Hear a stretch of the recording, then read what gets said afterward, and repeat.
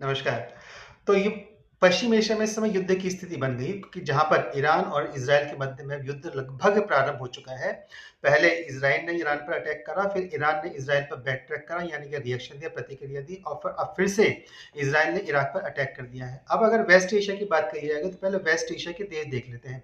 तो अगर टेम्पलेट के मैप के अकॉर्डिंग मैं आपको देशों की गिनती का प्रारंभ करूँ तो इसके हम देशों को 2 खंडों में विभाजित कर सकते हैं। एक वह देश जो खाड़ी के देश है जिनको गल्फ कंट्रीज बोला जाता है और दूसरे देश जो खाड़ी के देश नहीं हैं और जो मूल रूप से वेस्ट एशिया के साथ वेस्ट एशिया का देश बनकर यूरोप के साथ एशिया को कनेक्ट करते हैं। तो अगर हम देशों को गिनते हैं तो पहला हमारे पास देश आ जाएगा ईरान।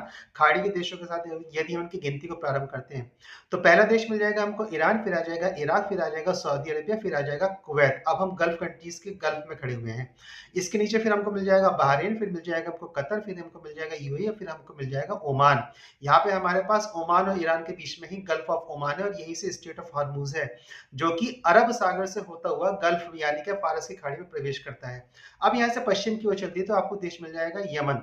अब यमन से ऊपर की ओर चलते हैं पूरे सऊदी अरेबिया क्रॉस कर देते हैं तो वहां पे फिर आपको पहला देश मिलेगा जॉर्डन और फिर आपको देश मिलेगा यहाँ पे फिलिस्तीन। अब फिलिस्तीन एक ऐसा क्षेत्र है जिसको कई देशों ने मान्यता दे रखी है और कई देशों ने उसको मान्यता नहीं दे रखी, लेकिन भारत ने इसको मान्यता दे रखी है। भारत ऐसा पहला नॉन अरब मुस्लिम देश था जिसने फिलिस्तीन को मान्यता दी थी और ये मान्यता पंडित जवाहरलाल नेहरू के समय में ही दे दी गई थी। तो फिलिस्तीन है, फिलिस्तीन के ऊपर चलेंगे लेबनान, फिर हमको मिल जाएगा सीरिया और सीरिया से टच करेगा हमारे पास तुर्की। अब तुर्की के राइट हैंड यानी कि ईस्ट की तरफ चल दीजिए तो यहाँ पे आपको देश मिल जाएगा जॉर्जिया, फिर मिल जाएगा अर्मेनिया और फिर आपको मिल जाएगा यहाँ पे अजरबैजान।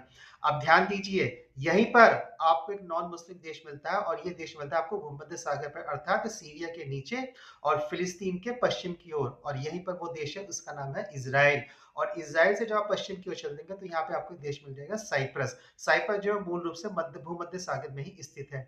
अब यहाँ से एशिया और यूरोप आपस में कनेक्ट होते हैं। मूल रूप से जो कनेक्ट करने वाला देश है वो हो जाता है तुर्की।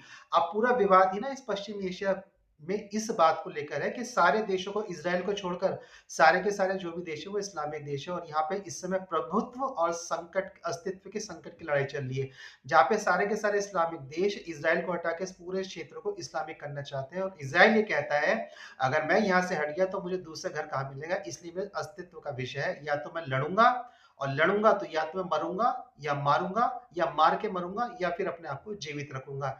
इस समय तो इज़राइल फिलहाल अपने आप को जीवित रखने की स्थिति में बना हुआ है। तो ये थे पश्चिम एशिया के देश। अगले लेक्चर में देखेंगे अब कि मिडिल ईस्ट अर्थात मध्य एशिया के देश कौन कौन से होते हैं। तो चैनल को सब्सक्राइब करिए, वीडियोस को लाइक करिएगा और मुझे अपना समर्थन देते रहिएगा। नमस्कार, जय हिंद, वंदे मातरम।